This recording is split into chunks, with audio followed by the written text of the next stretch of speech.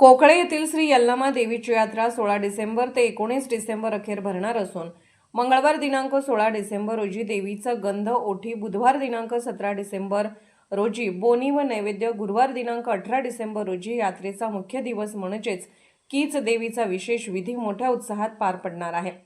शुक्रवार 19 डिसेंबर रोजी देवीचे दार उघडणे असे 4 दिवस यात्रा भरणार आहे। यात्रेनिमित्त 17 डिसेंबर रोजी भव्य कुस्ती स्पर्धा आयोजित करण्यात आली आहे। तसेच करमणुकीचे कार्यक्रम, ऑर्केस्ट्रा, झंकार बीट्स कोल्हापूर यांचा कार्यक्रम आयोजित केला आहे। तरी भाविक भक्तांनी उपस्थित राहून कार्यक्रमाची व यात्रेची शोभा वाढवावी असे आवाहन कोकळे गावचे सरपंच विजयभाऊ तोडकर व यात्रा कमिटी यांनी केले आहे। यात्रेत कोणताही अनुचित प्रकार घडू नये म्हणून कवठेमहांकाळ पोलिसांचा मोठा फौजफाटा तैनात करण्यात येणार आहे असे तोडकर यांनी सांगितले। या बातमीचा आढावा घेतलाय कवठेमहांकाळ तालुका प्रतिनिधी दशरथ पवार यांनी।